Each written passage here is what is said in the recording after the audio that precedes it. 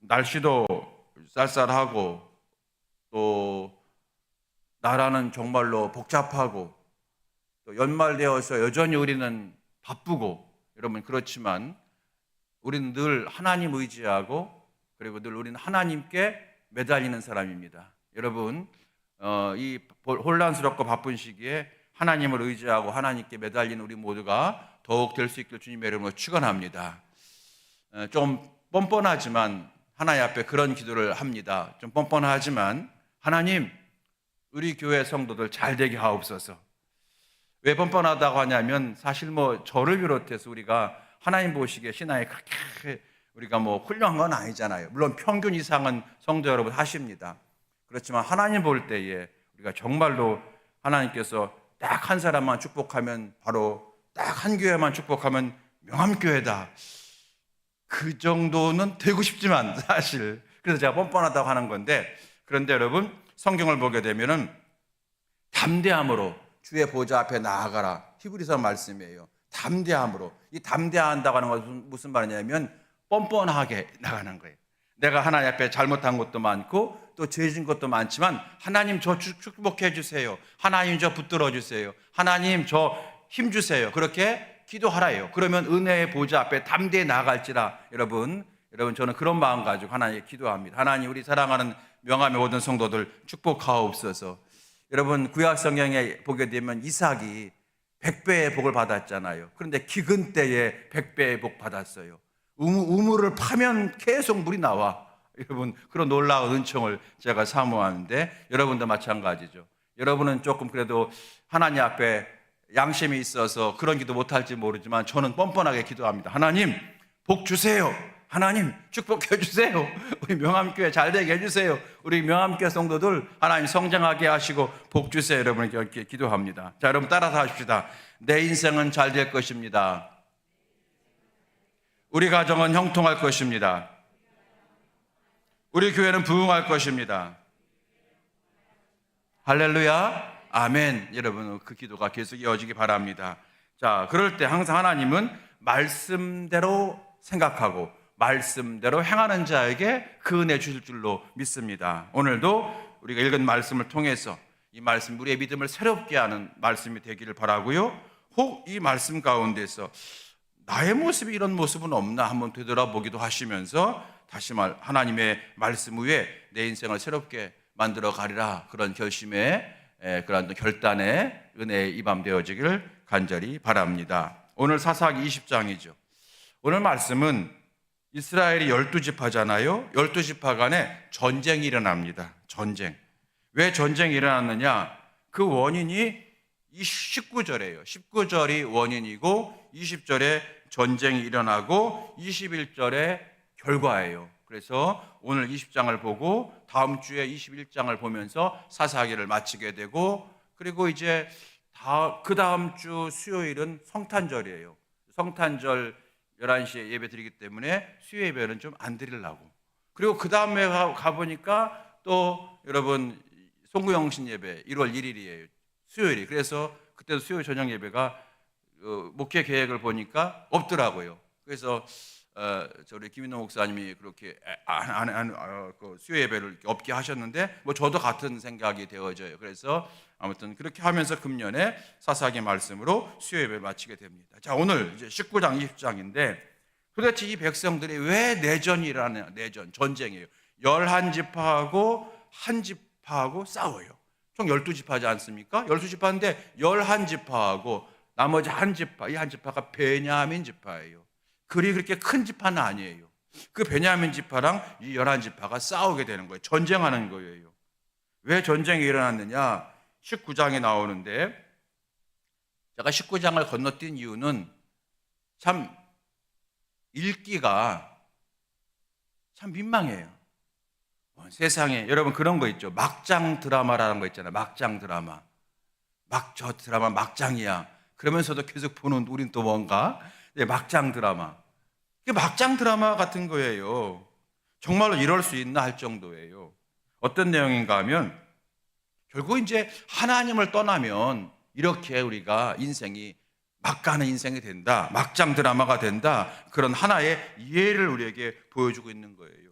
그러고 보니까 여러분 17장에서는 그 한 가정, 미가라고 하는 그 가정이 그렇게 아주 엉망이 되고, 18장에서는 또 그 단지파가 또 엉망이 되고, 결국 다 하나님의 말씀을 떠나니까 그런 건데, 오늘 말씀도 거기에 이어지는 겁니다. 한 예예요. 어떤 레위 사람이 있었어요. 레위 사람. 이 사람이 첩을 드려요. 물론 여러분 그 당시에는 부인이 여러 명이었습니다. 아브라함도 그랬고 다윗도 여러분 부인 여러 명이었어요. 그런데 오늘 19장에 보게 되면 레위 사람이 부인을 얻었다 하지 않고 첩을 얻었다고 하니까 뭔가 좀 뉘앙스가 틀려요. 첩이라는 단어가 있어요. 결국에는 바르지 못한 행위라는 거예요. 부인을 그 당시 일부 다처제니까 부인을 두 번째, 세 번째 얻어도 동일한 권리를 주고 다 해야 되는데, 첩이라고 하는 단어를 쓴 거 보게 되면 이 레위 사람이 그 아주 상식적이지 못한 방법으로, 또는 어떤 자기의 어떤 성적인 놀이개로 이 사람을 드리는지 모르겠어요. 자, 그런데 여러분, 레위인이 누굽니까? 레위인은 하나님의 성전에서 일하도록 허락하신 지파잖아요. 그렇죠? 그 당시 죄악이 가득한 때였는데 레위인이 첩을 얻을 정도니까 다른 사람은 뭐 말할 수도 없겠죠. 바로 타락한 시대라고 하는 것을 우리에게 보여주고 있는 거예요. 레위인이 첩을 얻었다. 그것부터 이상해요. 그런데 막장 드라마입니다. 이 첩이 다른 남자랑 바람 펴요. 그리고 나서 걸리니까 친정으로 도망가 버립니다. 4개월 동안 거기 있는 거예요. 그런데 19장에 보게 되면 뭐 여러분 중요한 말씀 아니니까 뭐 줄칠 필요 없는 거니까, 이 첩이 바람 폈더라, 줄칠 필요 없잖아요. 그러니까 찾아보지 않겠습니다. 이 친정아버지가 혼내잖아요. 그런데 혼내지 않습니다. 결국에는 그 당시 사람들에는, 우리가 제가 지난주에 말씀드린 것처럼 하나님을 떠나는 첫 번째의 증거가 뭐냐면 자기가 죄를 지어도 수치심을 느끼지 못하는 거예요. 내가 죄 졌네, 내가 실수했네, 내가 정말로 수치스럽고 하나님 앞에 그렇고 이래야 되는데 수치심을 느끼지 못하는, 죄책감을 가지지 않는 거라고 제가 지난주에 말씀드렸지 않습니까? 그래서 제가 지난주에 수요일 날 지난주에 한 청년이 메일을 보내서 꿈꾸면서 있었던 일이 너무 괴로워서 목사님께 말씀드렸다. 여러분 기억나실 거예요? 그렇게 보통 여러분 자기가 꿈꾼 거는 얘기하지 않잖아요. 뭐. 근데 꿈꾼 게 너무 그게 수치스럽고 하나님 앞에 죄된 것 같아서 목사님한테, 목사님 이제 어떡합니까? 얘기했다는 거예요. 여러분 그거는 그 양심이 살아있는 거잖아요. 그런데 결국 오늘 이 19장 20장에서도 보게 되면 이 레위인이나 또 레위인의 그 첩이나 레위인의 친정 아버지나 모두 다 죄책감이 하나도 없다는 거예요. 수치심이 없는 거예요. 이제 이 레위인이 결국 자기 첩을 찾으러 갑니다.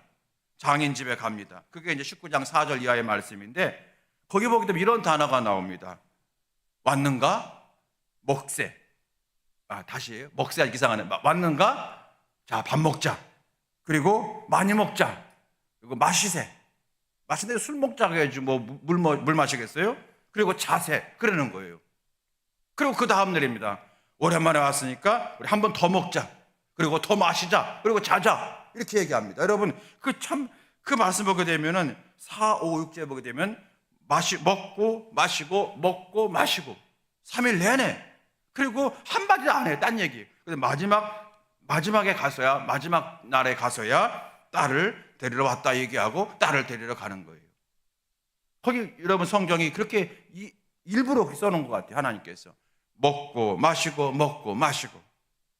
여러분 그 당시 사람들이 얼마나 이렇게 이런 세상적인 쾌락에 먹고 마시는 거에 쌓여 있었는지 우리가 보게 되는 거예요. 그런데 이 사람들이 바로 어떤 사람이에요? 우리식으로 말하면 주일날 예배드리러 나가는 사람들인 거예요. 여러분 어느 시대에나 죄는 있습니다.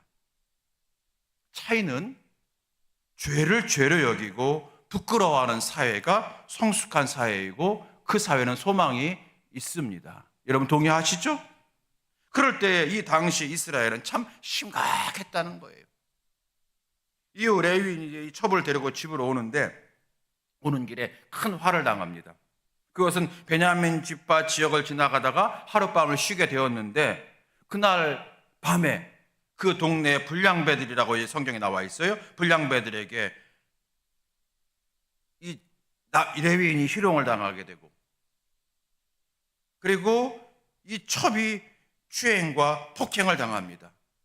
밤새 견디다 못해 아침에 나가보니까 그 첩이 그 집에 문고리를 잡고 죽어 있는 거예요. 레위인이 막 화가 났어요. 분노가 생겨요. 그래서 집으로 돌아가서는 자기 첩에 시신을 잘 묻어주고, 하나님 어떻게 하면 되겠습니까? 이랬으면 좋은데 자기 첩의 시선을 12토막 냅니다.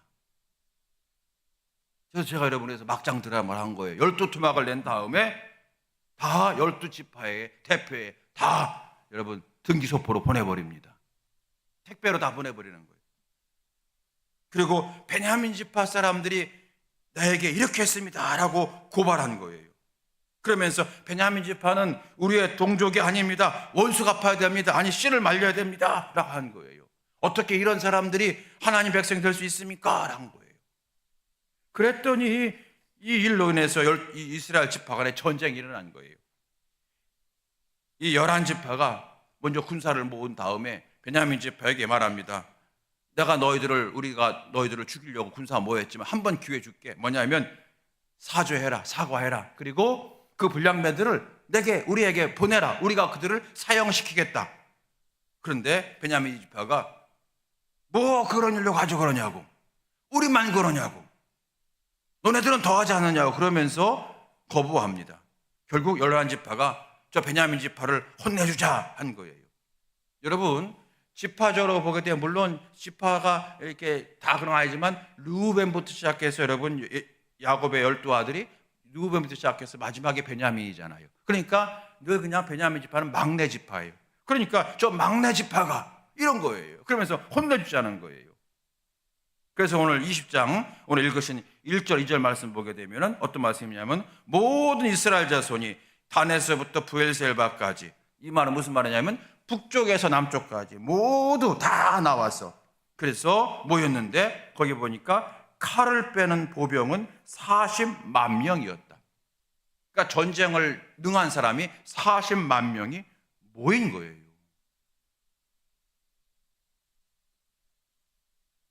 이러냐는 건 여러분 생각해 보십시오. 우리가 사사기 말씀 쭉 봤잖아요. 이전에 이 사람들이 블레셋이나 아모리 족속이 쳐들어왔을 때 어떻게 했습니까?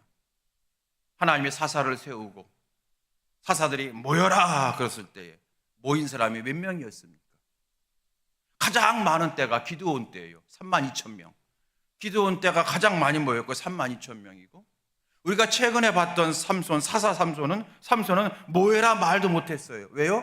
말해봤자 소용없으니까. 한마디도 자기 혼자 하다 보니까 좌충우돌 하다가 자기 꾀에 빠져서 이렇게 된 삼손. 그러니까 하나님께서 모여라 그럴 때는 하나도 안 모이더니 오늘 모인 숫자는 칼을 쓰는 군인만 40만 명이래요. 이 백성이 여러분 미디안과 싸울 때, 블레셋과 싸울 때, 아모리 족속과 싸울 때 이렇게 모였더라면, 40만 명이 아니라 절반 20만 명이라도 모였더라면 분명히 이스라엘 역사는 달라졌을 거예요. 그런데 이번에는 한 개인의 말에 흥분하고 좌초지청을 알아보지도 않고 흥분하고 그리고 흔들려가지고 엉뚱한 일에, 여러분 힘을 합쳐서 사탄을 이기고 마귀를 이기고 불신앙을 이기고 이래야 되는데 왜 자기들끼리 싸워? 엉뚱한 일에 힘을 쓰는 사람들의 모습을 우리가 보고 있는 거예요. 하나님은 이렇게 지금 우리에게 영화처럼 보여주면서 이렇게 되는 것을 고발하고 있다는 거예요. 결국 여러분 11지파에서 40명이 모였고요. 베냐민 지파도 가만히 있을 수가 없잖아요. 우리도 모이자 그랬더니 성경 보니까 결국 오늘 말씀 보게 되면 26,700명이 모였어요. 결국 40만 명과 26,700명이 전쟁하게 되는 거예요. 이런 일이 벌어지는 거예요. 전쟁은 피할 수 없게 됐어요. 그래서 11지파가 이제 전쟁 나가기 전에 항상 뭐 해요? 하나님 어떻게 하면 되겠습니까? 그러잖아요. 근데 여러분 18절 말씀을 보게 되면 17절 18절 말씀 보게 되면 이스라엘 11지파가 베델에 올라가 하나님께 여쭈어 이르되 우리 중에 누가 먼저 올라가서 베냐민 자손과 싸우리까 이렇게 말합니다. 그랬더니 하나님께서 뭐라고 말씀하시냐면 18절에 유다가 먼저 갈지니라 그랬어요. 항상 하나님은 유다 지파 먼저 보내. 유다 지파가 그만큼 여러분 용맹한 지파예요. 여러분 우리 명암교회가 지파로 따진다면 우리 명암교회는 여러분 유다 지파 같은 그런 지파가 될 수 있기를 축복합니다. 예, 하나님은 그런 지파를 축복하세요. 단지파 같은 지파를 축복하는 것이 아니라 유다 지파. 결국 여러분 유다 지파에서 어떤 일이 벌어졌어요? 다윗이 나오고 그리고 예수님이 나오신 거잖아요. 유다 지파. 그래서 하나님께 어떻게 하면 되겠습니까? 그랬더니 유다 지파가 먼저 갈지어다 그랬어요. 그래서 전쟁이 났어요 이제. 그러면 여러분 이 11지파가 승리해야 하잖아. 이겨야 하잖아요. 하나님도 유다 지파가 먼저 가라 그랬으니까. 그런데 결과가 어떻게 되는지 아십니까 여러분? 결과 21절 말씀. 21절. 베냐민 자손이 기브아에서 나와서 당일에 이스라엘 사람 2만 2천 명을 땅에 엎드려 뜨렸으나 그 전쟁에서 여러분 도리어 11지파가 2만 2천 명이 죽어요. 2만 6,700명인 이 베냐민 지파 군사에게 거의 2만 2천 명이 그냥 죽어버리는 거예요. 아니 하나님께서 올라가라 하셨는데 그래서 올라갔더니 유다 지파가 먼저 올라갔는데 2만 2천 명이나 죽어요. 11지파가 패합니다. 11지파가 다시 용기를 내요. 다시 한번 싸우자. 전열을 정비합니다. 그리고 하나님께 또 묻습니다. 우리가 다시 베냐민 지파와 싸우리까? 하나님께서 그렇게 하라 얘기합니다. 23절 말씀이에요. 23절 말씀. 함께 띄워줬네요. 함께 읽어볼까요? 시작. 이스라엘 자손이 올라가 여호와 앞에서 저물 들어 울며 여호와께 여쭈어 이르되 내가 다시 나아가서 내 형제 베냐민 자손과 싸우리까 하니 여호와께서 말씀하시되 올라가서 치라 하시니라. 다시 전쟁해도 되겠습니까? 하나님이 해라 그런 거잖아요. 올라가서 쳐라. 그래서 24절 말씀 보게 되면 그 이튿날 베냐민을 치러 올라갑니다. 올라갔는데 결과가 어떻게 되는지 아십니까 여러분? 25절 말씀. 베냐민도 그 이튿날에 기브아에서 그들을 치러 나와서 기브아는 베냐민 지파의 수도나 마찬가지예요. 나와서 그들을 치러 나와서 다시 이스라엘 자손 18,000명을 땅에 엎드렸으니 다 칼을 빼는 자들이었더라. 18,000명인데 정예 군인, 다 칼을 빼는 자들 이 말은 여러분 정예 군인이란 얘기예요. 정예 군인 18,000명이 또 죽은 거예요. 베냐민 지파가 패한 거예요. 11지파가 패한 거예요. 11지파가 패한 거예요. 두 번 연거푸 패합니다. 여러분 하나님 누가 어떤 지파가 먼저 올라가오리까? 유다 지파가 올라가라. 예, 나가 싸웠어요. 근데 져요. 패해요. 2만 2천 명이 죽어. 다시 용기를 내어서 하나님 다시 싸우면 되겠습니까? 울며 막 울면서 그랬더니 하나님 다시 싸우라. 올라갔어요. 그럼 이겨야 하잖아요. 그런데 어떻게 됐다고요? 18,000명이 죽어요. 패해요. 이렇게 되자 11지파가 베델로 올라갑니다. 그리고 거기서 금식하며 회개하기를 시작합니다. 26절 말씀이에요. 26절 말씀 좀 띄워주시면 감사하겠어요. 자, 시작. 이에 온 이스라엘 자손 모든 백성이 올라가 베델에 이르러 울며 거기서 여호와 앞에 앉아서 그날이 저물들어 금식하고 번제와 화목제를 여호와 앞에 드리고 그런 다음에 다시 묻습니다. 하나님 우리가 싸우리까? 그랬더니 하나님께서 싸워라 말씀하십니다. 28절 말씀 보게 되면은 하나님께서 올라가라. 내일은 내가 그를 내 손에 넘겨주리라 하시는지 올라갑니다. 그리고 나서 35절 말씀 보게 되면 여호와 앞께서 이스라엘 앞에서 베냐민을 치심해 당일에 이스라엘 자손이 베냐민 사람 25,100명을 죽였으니 아까 제가 여러분 26,700명의 군사라고 했죠. 그 중에 25,100명이 죽어요. 다 칼을 빼는 자들이었더라. 정예 군인. 아까 정예 군인자가 26,700명이라고 했잖아요. 근데 여러분 25,000명 완전히 베냐민 지파가 대패를 하고 전쟁이 끝나는 거예요. 여러분 이 사건을 우리가 어떻게 해석해야 될까요? 기도했잖아요. 하나님 허락하셨잖아요. 그런데 패해요. 두 번이나 연거법해야 합니다. 이스라엘 백성들에게는 무엇이 문제였을까요? 하나님은 어떤 마음이었을까요? 22절 말씀 볼까요? 22절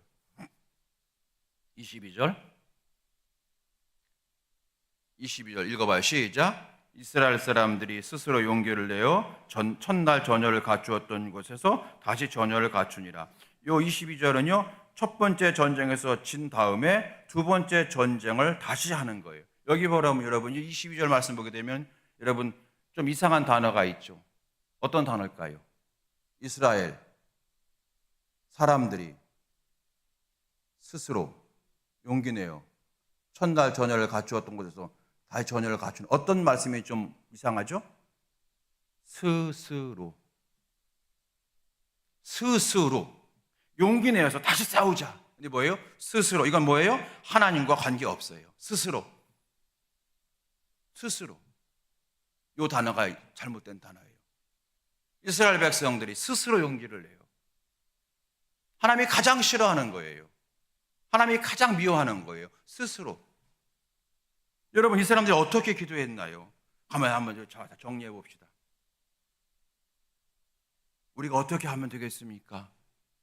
하나님, 이런 일이 벌어졌는데 우리가 어떻게 하면 되겠습니까? 하나님, 어떻게 하면 되겠습니까? 이렇게 시작하지 않았어요. 그래, 뭐야 40만 명이 딱 모인 다음에 준비 다 했어요. 그런 다음에 하나님, 누가 먼저 올라가리까? 이 말은 무슨 말? 이미 그들은 싸우기로 작정을 해버렸어요. 그런 다음에 누가 먼저 올라가리까? 만약에 하나님께서 동족 간에 피 흘리면 되겠느냐, 안 된다 그러면 그 말이 전혀 이 사람들의 귀에 안 들렸을 거예요. 여러분, 하나님의 음성이 안 들린다고요? 아니에요. 하나님의 음성은 세밀하게 들리거든요. 내가 왜 안 들린다 하냐면 내 생각이 가득 차면 안 들려요. 오늘 여러분, 이스라엘 백성들에게 하나님께서 아니야 그렇게 하지 마 했다고 이 사람들이 그래 하나님이 싸우지 말래, 자 다시 해서 안 그랬을까요? 전혀 안 그랬을 거예요. 하나님 싸워야 되는데, 하나님 그러면 이렇게 나갑니다. 우리 싸우지 말라 하나님하고 딴 하나님 없어? 다른 하나님 없어? 분명히 그랬을 거예요. 다른 하나님 없어? 아니면 다른 데 예배 갔어요. 여러분, 제가 다른 하나님 없어라고 말은 안 했겠지만 제가 무슨 말씀인지 이해되시겠죠? 자기가 원하는 대답 나올 때까지 그 하나님인 거예요. 다른 사람 말은 안 들어요. 그게 그 당시 이스라엘 백성들의 신앙의 모습이었다는 거예요. 이미 전쟁하기로 결정하고 형식적으로 기도한 거예요. 누가 올라갈까요? 이 말은 무슨 말이에요? 우리 한 지파만 올라가도 이긴다는 거. 의기양양합니다. 그러면 두 번째 이제 전쟁에서는 울었잖아요. 울며 여쭈어대 우리가 싸우리까 울며 여쭈어대. 조금 겸손해진 거예요. 그런데 울었다고 하는 것은 뭐냐면 하나님 앞에서 우리가 잘못했다고 하는 울음이 아니라 뭔가 억울한 거예요. 억울해서 운 거예요. 억울해서. 세 번째 어떻게 했어요? 금식하며 예배를 드려요. 여러분, 전쟁을 앞둔 사람들이 금식한다, 이것은 여러분 앞뒤가 안 맞는 거잖아요. 안 먹던 사람도 전쟁 앞두고서는 열심히 고기를 먹고 힘을 내야 하잖아요. 그런데 금식했다는 건 무슨 말이에요? 이 전쟁 하나님께 맡깁니다는 거예요. 그리고 법궤 앞에서라는 단어가 나와요. 법궤 앞에서, 하나님 말씀 앞에서 물어요. 이게 무슨 말입니까? 하나님께서 말씀이 법궤를 통해 나온다고 하는 것을 믿기 시작한 거고 겸손해진 거예요. 그래서 여러분, 엉뚱하게 26절에 보게 되면 금식하며 울며 하나님 앞에 예배드렸다. 그러고 나서 28절에 하나님께서 그래 올라가라, 이번에 내가 너희들에게 승리를 주마 약속하셨는데 26절과 28절 사이에 27절에 있겠죠.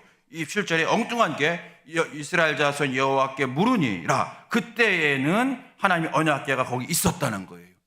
물어요. 하나님 어떻게 하면 되겠습니까? 하나님이 대답하셔요. 그런데 그때는 1차, 2차는 물었을 때 대답할 때 중간에 성경이 없었어요. 그런데 마지막에는 물으니 대답하실 때 그 앞에 언약궤가 있었다. 이건 굉장히 주는 의미가 큰 거예요. 말씀 붙들고 기도했다. 말씀 통해서 응답받았다는 거예요. 여러분, 하나님의 응답은 말씀을 통해서 오거든요. 아멘이시죠? 말씀을 통해 오시는 거예요. 여러분, 그러면 하나님이 왜 허락했을까? 애꿎은 백성 다 이렇게 죽이시고 왜 허락했을까? 처음부터 야냐 1차, 2차, 3차라 할 때 처음부터 3차로 하나님께서 인도하시. 너도 그렇게 하지 마. 다 금식하고 제대로 회개하고 다시 한번 예배 드려봐. 내가 얘기해 줄게. 이렇게 하지 않고 왜 애꿎게 1차, 2차 이렇게 지난 다음에 3차에서야 하나님 이렇게 인도하였을까요? 말로 해서는 안 들으니까.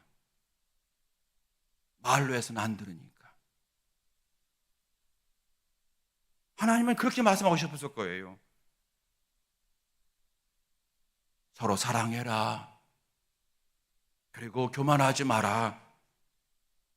그리고 지극히 작은 일도 하나님과 상의해라.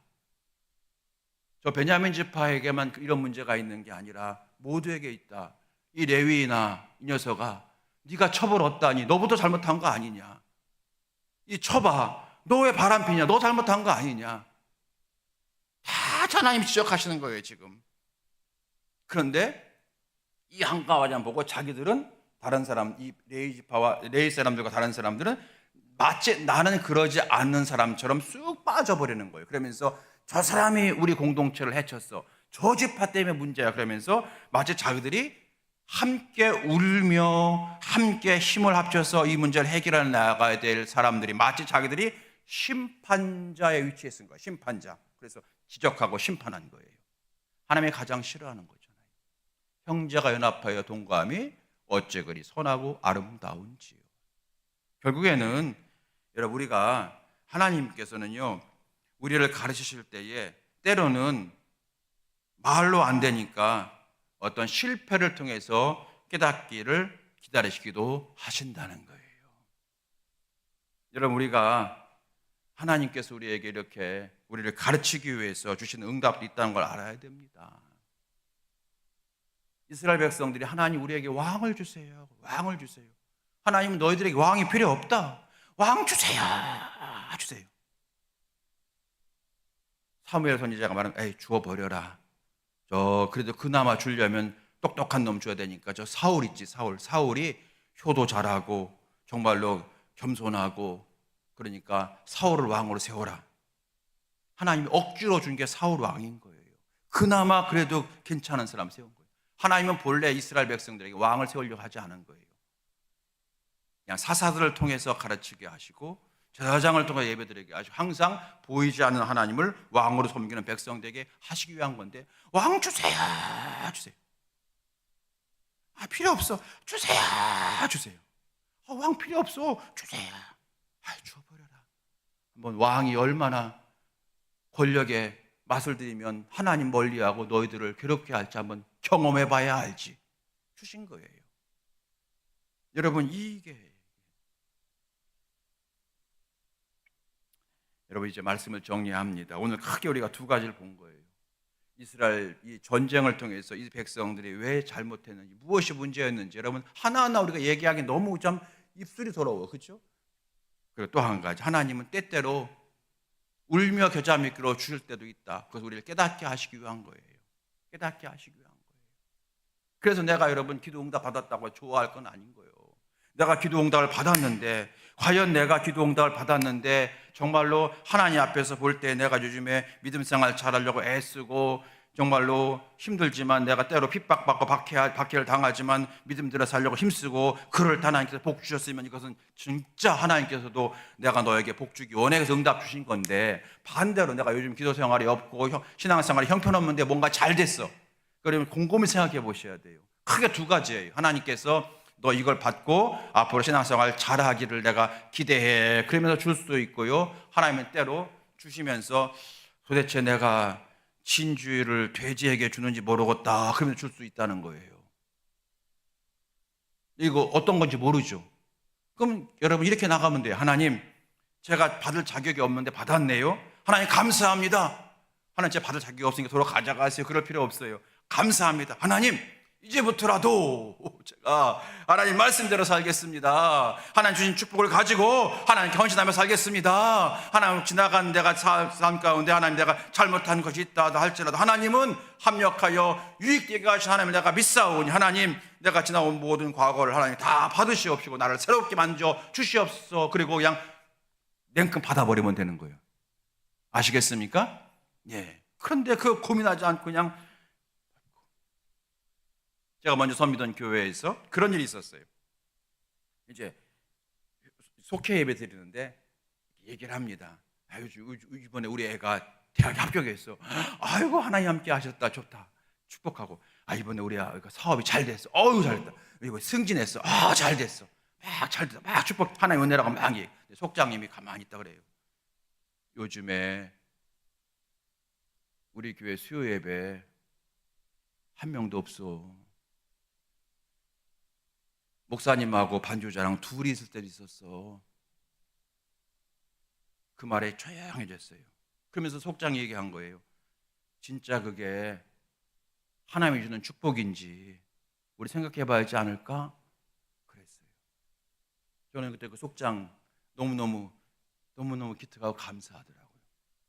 그래서 여러분 그때 그 사람들이 거기서 동의한 사람도 있지만 동의하지 않은 사람도 있지만 대부분 속회원들이 회개하고 그리고 하나님 앞에 나와서 기도하고 그 하나님 허락하신 그 좋은 축복들이 또 죄나 불신앙으로 가는 그런 기회가 되지 아니하고 더 하나님의 축복으로 가는 길로 만들었던 회개의 기도가 그 속에 가득했던 것을 제가 늘 기억합니다.